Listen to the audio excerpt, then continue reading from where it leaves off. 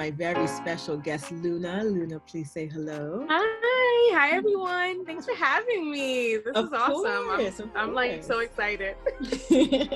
And just to let everybody know, how did I meet Luna? I like to give the backstories on how I meet people, right? Yeah. I went to a pop-up shop a couple of weeks ago, right? A couple of Saturdays ago? Yeah. I think it's like 2 or 3. Yeah, 2 or 3 Saturdays ago in Brooklyn at the 333 Lounge. And shout out to my friend Laura, who was like, hey, you know, I'm going to be part of this pop-up. I'm going to be, you know, putting out my teas. So I was like, okay, I fully intended just to go to Laura's table, chat it up with her, and then bring my ass out. But as soon as I got in there, I ended up meeting Luna. Just right there. Yeah, she was right there, and they were like, oh, you know, she has these, you know, coloring books. And I was like, coloring books? So I went and then I spoke to her about the coloring books, and then we ended up having an in-depth conversation about just, I don't know, just coloring. And then I was like, hey, I think you should be on the radio show. This is really cool. Yeah, thank you. I mean, listen, you were one of the key people I was loving to speak to that day. And I loved when you were still there later, and I was like, oh my gosh, you're still here. Because I was supposed to be there for like 2 minutes. For someone else, yeah. I ended up buying the entire, I think there was only one vendor I didn't purchase from. I think it was pins. I'm not a big pin person, but I bought from like everybody. Yeah, I literally saw you and you had something from everyone, and I was like, oh, she came here to shop. She came here to shop. And that was not why I came. But there was so many great tables and great products from, you know, people of color. I was like, I myself have kept in contact with a lot of them and started purchasing from a lot of them. Yeah. Since then, so it was a great experience. But it was great to meet you guys as well, like the individuals that are coming in, so many different people that were coming in interested in just the message and even coloring themselves as adults, so or for their kids as well. So Luna, tell us a little bit about who you are and where you're from, and then I want to definitely do a deep dive into the coloring book, which I actually have right here, guys. I will show you some of my artwork in the book as we get into the conversation. But yeah, tell us who you are. Full art team. Love it. So I am, it's kind of difficult, not difficult, but it's a lot. My mother's from Bermuda. My dad is from Dominican Republic. I was born here in New York. I grew up a little bit here, a little bit there. Came back here, there being Bermuda. And so I had that very young childhood, riding bikes in the street and, you know, that real childhood. And then we moved back to the States, and it was very different. We moved back because my mom saw a big talent in art for me and in vocal, like singing for my sister. So we kind of knew our passion quite early. I come from a family that weren't able to actually put their passion into a job. So they, you know, even though my grandmother was an amazing seamstress, she still worked at a hotel and things like that to put food on the table. So I was so blessed to have parents that made it a priority to make my passion and my dreams become something I actually can make money from and live off of. So we moved back for that particularly. And I stayed here until I graduated, you know, LaGuardia High School, Fiorello LaGuardia High School. Okay. I went there to high school for art, and that was my major. And then I got accepted to the University of the Arts London, where I went to London College of Fashion. I originally went for women's wear design. Then I realized I didn't want to do that. And I just like to draw. I just wanted to draw. I didn't want to sew like my grandmother, even though I was great at it. It definitely wasn't something that was passed down in the genes. I didn't want to sew. So I just wanted to draw and color and play with colors and textures.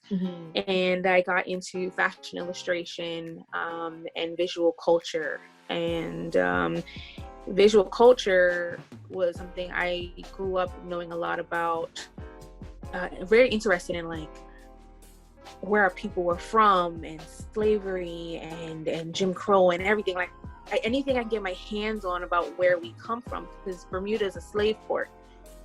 We literally, that's how we were created. We were in a great position in the middle of the ocean that was easy to trade slaves from different areas, send them from to north to south from the islands, and all of that. And so a lot of us, we know we come from West Indies or different parts of different areas, but we are so mixed there that I just was craving to kind of find out where I was from and where we come from. So I did visual culture and how that played a part in our everyday. And so that's always been something that was interesting to me.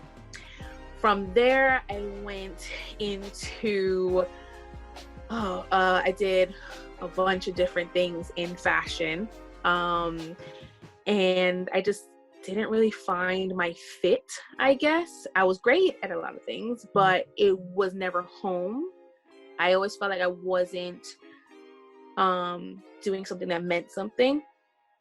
And the latest thing that I was doing was creating kids accessories for companies like Disney and Nickelodeon and a whole bunch of different companies. And I just wasn't finding happiness there at all. So when COVID came, I thought the sky was falling. I was like, I've never not had a job. I'm first generation here. You know how it is when you're first generation and your parents are like bragging about you working for these Fortune 500 companies, and and I just was like, I don't know what I'm gonna do. At the same time, we were seeing everything that we've heard about and everything that we've been warned, but in our face on social media, on the news, and it was a lot to take in. I think from people being sick, dying, to people being, murdered, brutalized. It was a lot to take in. And so I started drawing. That's my go-to. That's my Zen moment. And I saw a picture of a little boy on his mom's shoulders. I think we have a picture of that, I think, in the book. That's the one that I colored. That was my first. Yeah, that's the one you colored. That's the one that I colored, folks. I don't know if... Oh, no, it was this one. Oh, okay. This is the one, I guess, with the father. Yeah. I took the opportunity to showcase my coloring, guys. Please, tell me. Hire me. I loved it. Oh my God, you should. I was like, she is an art piece, okay? No, coloring is hard. Sometimes I'm just like, this is not coming out the way I thought. And you can take it back. But yeah, I started drawing that, and it was a release for me. And I had, inked it out, and my little cousin that I had, who was here, started coloring on it, and I was like, yes, this makes sense. And a lot of my friends were contacting me like, I don't know how to speak to my kids about what's happening. And from all races, it was everyone's like, I don't know how to discuss this in a way that makes sense to them. And for me, it clicked for my little cousin, and it clicked for me.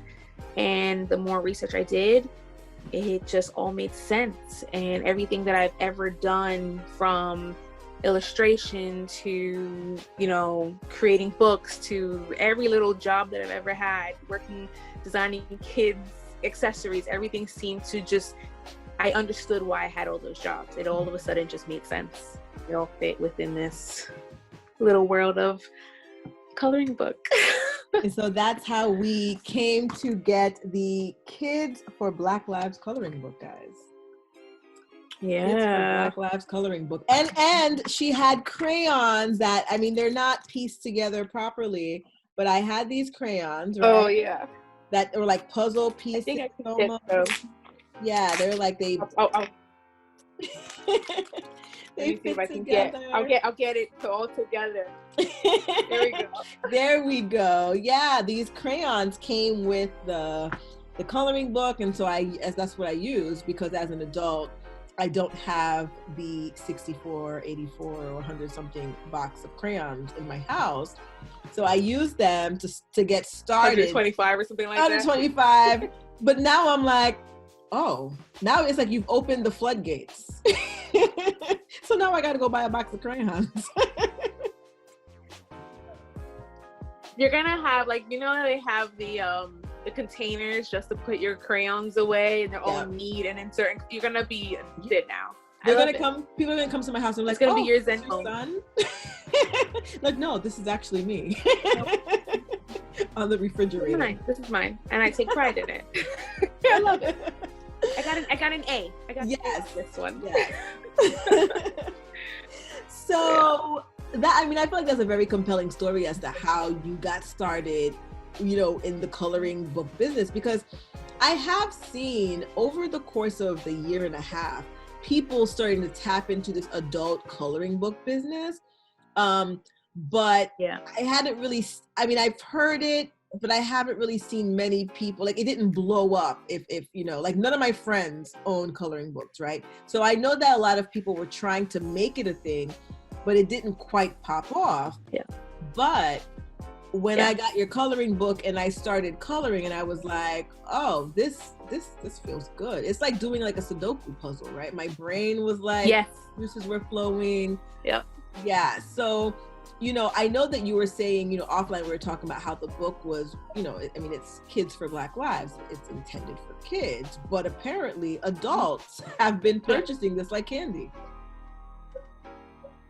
So that's the thing. So when I first did it, I wanted it to be a tool for families to, you know, color with your kids or speak to your kids about what was happening with your kids while they're taking in the information. Because when we did the research originally, because I was like, is this doing something for kids? Is this going to be actually a tool to actually be able to be used? And the research said yes. The research said it's almost like a Zen moment. Like it's almost like meditation. Your brain is actually on, but it's moving at a different wave, that you're taking in information, you're calm, and you're pouring out, right? Like we was discussing. But it said it was great for adults, for anxiety, for depression. And I was like, okay, I don't think any adult's gonna buy it for themselves. They're gonna buy it for their kids. It's gonna be great. Well, I sent out a survey after we reached our goal. We actually put it out in October, I believe. October. Our end date was the end of October. Our end date was early. I think it was like the 6th of December. We wanted to make $5,000. We ended up making $7,000 and gave a portion of it to a Brooklyn elementary school called Ivy Hill Prep. And the other part was just to get us going, get the business going. And I did way better than I expected. And I'm thinking, oh my God, all these little kids are gonna get these amazing books. Yeah, I put the survey out and I'm like, hey, what was the age range? Was it for you or for kids? And what was the age range? I got a whole bunch, like, I bought it for me. I bought it for me and I'm gonna come. And I was just like, oh, okay, like what do you get from it? And I actually had, like I said, I had a family friend who said, listen, I have a lot going on right now, which we all do. A lot of us lost our job. You know, a lot of us, or we're dealing with family members that lost their jobs or lost lives to what's happening or gotten sick. And it was a lot at one time, like even just being at home and not having the life that we've grown up to have and know, you know, it's all changing. And a lot of people were like, I just needed something to chill and relax and to get my mind off of everything and wanted to support. And I was like, awesome. And so many adults send me photos like of what they've done. And I'm like, did you let your children play with it too? Like, I'm gonna buy this one. I have literally gotten people buy two so that they can color as their kids are coloring. So they color with their kids, which is great. I however you're getting the message across, whatever makes you feel better, and you know, I'm down for. I'm here to support whatever you guys want. Listen, I mean, I have found a lot of joy in the coloring book. Like, it definitely took me to a place. I'm glad. Yeah, because, you know, I could never draw, right? That's the one thing that, you know, God didn't give me as a gift, because maybe if he gave it to me, I would be I would be too much for myself, right? But I've always said that I was a colorist. You know, I'm like, since I was a kid, I was declaring to others that I was a colorist because I love to color. But yeah, so this definitely took me back to those times because I loved to color. I was always coloring. And you know, as you become simpler time. Exactly. So I could definitely see why so many adults are purchasing it for themselves. They're probably fighting with their kids. Like, I really think they are, because a lot of friends said that. They said, can I get another book? And I was like, yeah, go on the site. The site's up. Go on the site. Yeah, I'll send it right to you. And they're like, yeah, because I want to color, and like my kid's coloring on the pages I wanted. And I was like, okay. So I have this feature on the site where I know not everyone at this moment in time can purchase the book. And it's you know, I feel I wanted to make it the price so that everyone could purchase, but still at this moment in time when people are losing their jobs and things like that, not everyone can. So I actually have some free downloadable sheets. Nice. For people, or if let's say you finish the book and you want to continue, every couple of months there is going to be some free sheets that you can color, and it has messages on there. It has, you know, different illustrations and everything you could think of is going to be something on there for everyone. So even if you can't, you know, at this moment purchase, if you want to still go on there and feel like you're a part of what's happening, please go on there. It says download. Go over there, just download the images, color it, send me a photo. I want to see all of it. Yeah. All right. So I want to kind of get to the next steps, right? What are your goals for this business? Like what are you looking forward to doing next? So that's the crazy thing with COVID, right? When COVID happened, I was in a box. I felt like I didn't know what was next, right? I was like, I don't know what I'm gonna do. I was also doing poetry. I write poetry, and I was starting to work on a book for that. And I was like, this is all happening a lot at one time. Like, I don't know what this is under.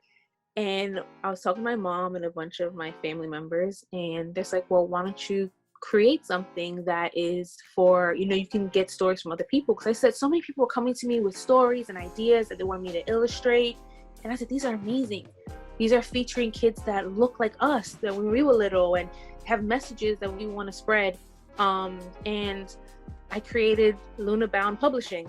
So Luna Bound, like bound like the book, like to bind a book, bound, and Luna Bound, like going up. And under Luna Bound, we're gonna have different artists, different authors, not just children's books, but everything is going to be something that's going to kind of educate us as a group. Okay. So yeah, I'm excited for that. I like it. Thank you.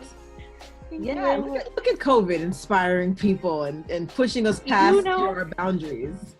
There was this story that I had heard about how their eaglets never want to leave the nest, and the moms actually stop feeding them. They start tearing apart their nest, and they make it very uncomfortable to live, to the point where these eaglets fall and they end up spreading their wings, and they realize that they can fly. And a lot of times we outgrow the places that we're in. We're a lot larger and greater than we think we are, or what we can accomplish. And sometimes it takes the worst things, and to the point where you have no choice but to fly. And that's pretty much what happened. I remember the day they called me and told me that my entire company was shutting down. And I was out of a job, and I had never been there before. I had never not been I never was, for me, it felt like a failure, right? Had nothing to do with me, had to do with COVID, but it had a lot of weight on me being first generation and everything else. And everything just, I said, God, I don't know what's going to happen, but you're going to have to help me out. I don't know what's going on. And everything fell into place. So, and it's able to help others and create tools for people, and, you know, bring to light a lot of topics that, you know, a lot of us don't want to speak about or have trouble speaking about, that just, it makes waking up every day and creating and putting this business together, even the hard things that I have no idea what I'm doing, it makes it all worth it. So yeah, I feel like that's Luna Bound. That's amazing. I feel like that's really amazing. And you know, because a lot of people, and it's not to knock, you know, because everybody goes through their own experiences and then they deal with, you know, I mean, this I tend to change the name of the pandemic every, like, I don't know, I feel like every few months I've created a new name. So right now it's La Covid. What's the name? La Covid Maria. Oh wow. Okay. I love it. I don't even know. It was one day I was just like, you know, in La Covid Maria. And they were just like, what is your problem? No, I love it. It sounds so dramatic. It's like it's very dramatic. It's so dramatic. So like, I can see it being the title of a telenovela or something like that. Yes. You know? I love it. And that's what it is. You don't even know. I've lost people to COVID. I had COVID myself quite early on. I had never been sick like that in my entire life. You know, it's been the hardest thing that many of us have ever really had to deal with at one time. And our kids didn't understand what was happening. A lot of us didn't understand what was happening and what was going to happen next. Yeah. So it fits. That name definitely fits. Yeah, I'm like, you know, because in the beginning everybody was calling it like, you know, like the Rona, the Coco, like there was all these different things. I love Jane the Virgin. I feel like I've watched, I don't know what it is about it, but I've watched it maybe like 15 times, right? And I like to have it as I like to have it as like a background, like if I'm working, like it's kind of like my background noise. But I feel like I'm always discovering something new. Like it's crazy. But because, you know, everything is telenovela in the whole thing, I feel like, I don't know if that's what inspired the La Covid Maria reference, but apparently that's what I'm calling. Listen, I love it. I love it because COVID is so boring now. We're a year in, and I'm so over calling it COVID. So we're gonna have a new name. We're gonna have a new name and pick it up. I love it. Oh man. So now, I know we talked about the website and things like that, but I kind of want to get to the part of the show where, you know, we get to really showcase and shout out all of your Instagram, social media handles, the website, you know, how we can contact you if somebody wants to say, hey, you know what, I want to collaborate. I'm writing a book and, you know, I need an illustration. So give me all of that info. All right, so right now we can go to the website, which is kidsforblacklives.com. If you want to go to our Instagram, it is K4BL the coloring book. Sorry, I'm gonna have it for you guys properly. I actually write it out. I don't know if you post it. But, and then if you want to contact our email, it's info@kidsforblacklives.com. If you want to contact me personally, you can always contact me personally. I love to chat, as you can tell. I'm a chatter, and I love to collaborate and, you know, see what different art things we can do. You can always contact me at info@kidsforblacklives.com or Karee Luna at gmail.com. Yeah, just come find me, work with me, say, hey, I love what you're doing. Can I get some illustrations? I want some more illustrations on the site. Anything. And the illustrations are so nice. Like, I know I showed you guys the page that I colored, right? Because it's important to showcase my own art. But this also, I don't know, I'm going to definitely post some of these on the Instagrams. But it's just like, you know, the messaging, like with this particular one, the equality, you know, it says, in a racist society, it is not enough to be non-racist. We must be anti-racist. And that was a quote by somebody who I love, Angela Davis. I was able to meet her in college. That was important. Yeah, that's the thing. So I was showcasing these young children that were out there and protesting, because normally I protest. My father is very big on get out there. If you know, say what you need to say. This is your right. But having COVID, staying, here, and my parents living in another country, I couldn't travel, things like that. My parents were like, I think you need to stay home. And I was like, no, I can't. Even though with my COVID, I still want to be out there, right?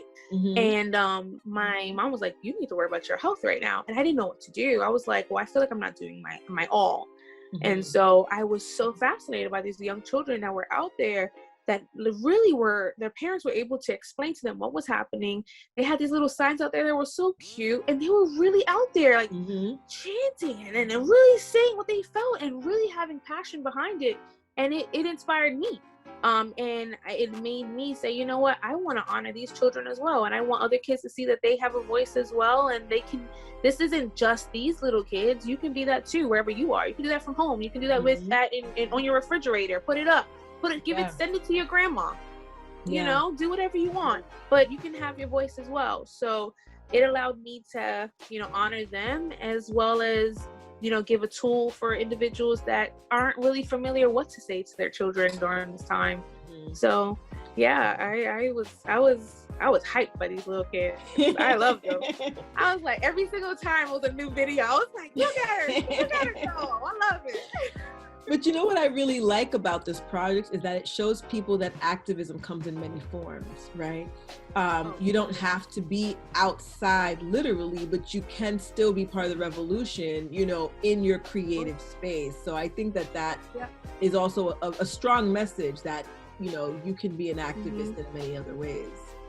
Well, a lot of us, and that's one thing, like I said, I didn't feel like I could. I felt like I was not doing my part.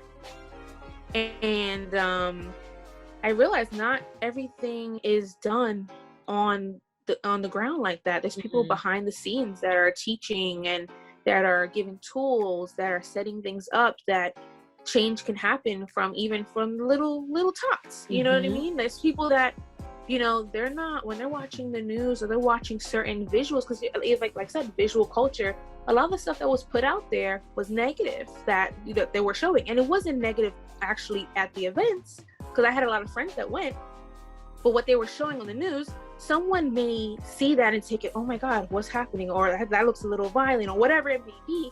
But then they may get a book and they go, actually, like, I agree with what's being written here. Or and I'm just trying, for me, I'm trying to make it so that people can really see the passion behind what we're standing for, what it means for us to see equality, to be in this country, and things, and realizing and knowing for us it's not the same as how other people have it here. And we want to live in a place that we're safe and our kids feel like they're safe.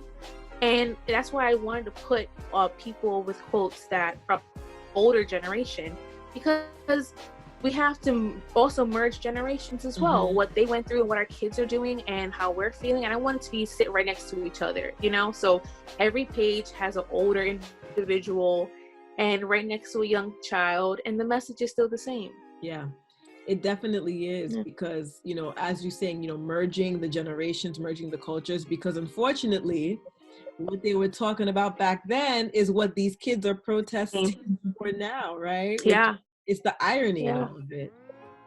And that's, I was saying that it broke my heart, because I have heard stories of my grandmother who would pretty much run the entire dining room in hotels, but she would have to go into a door that says for only coloreds, right?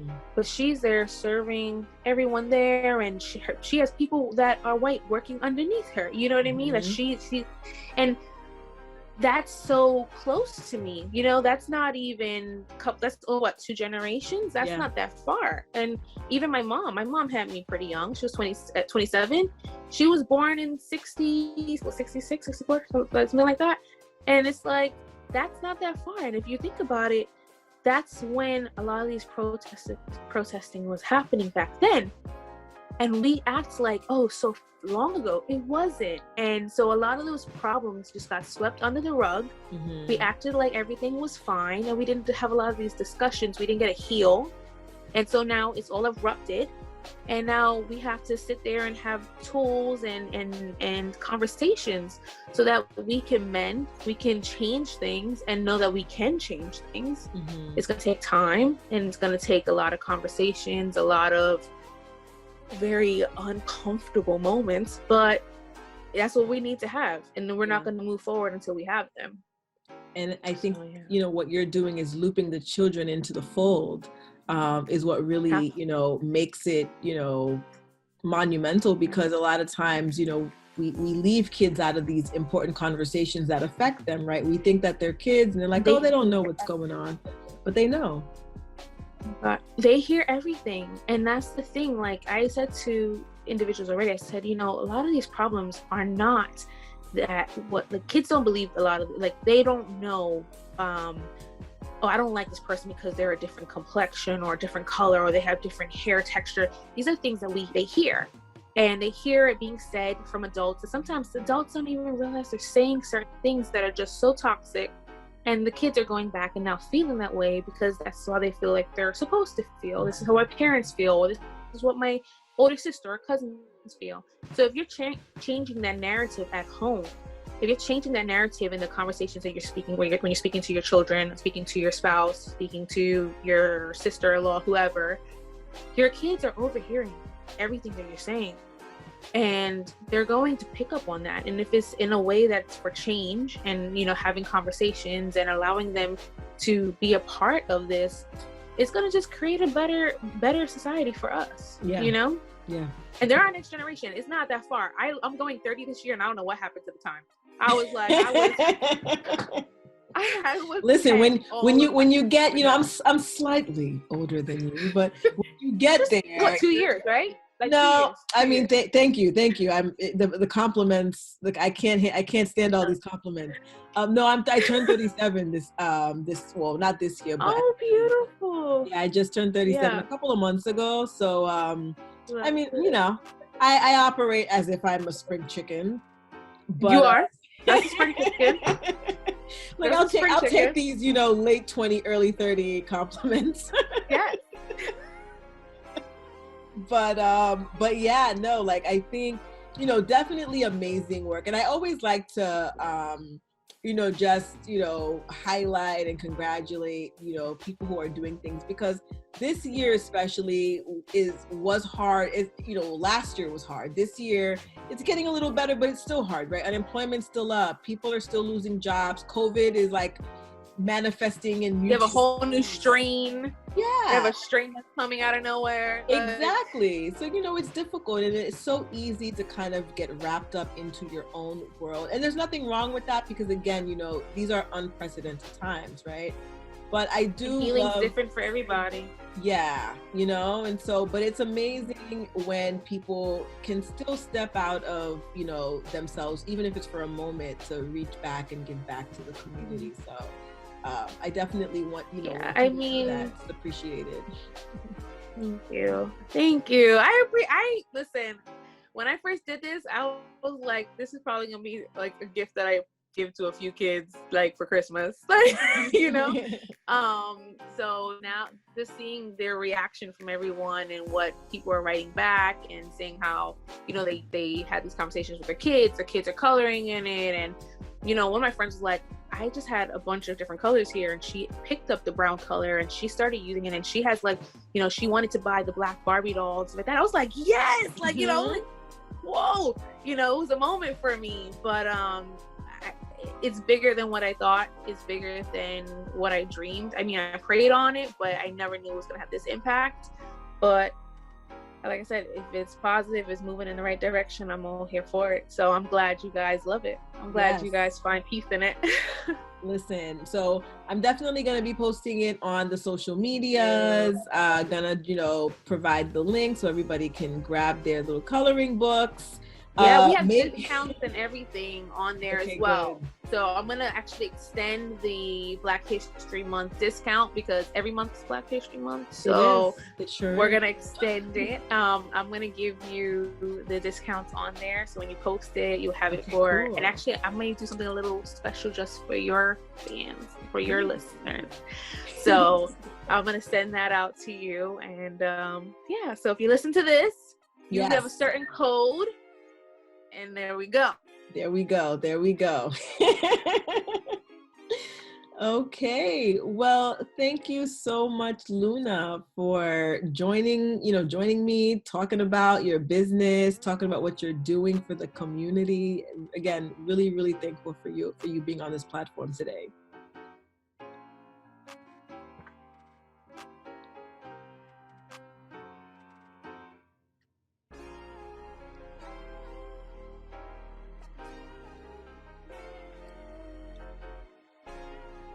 And with that being said, everyone, thank you so much for tuning into. Oh, there you go. There you go. Okay, good. But you're on mute.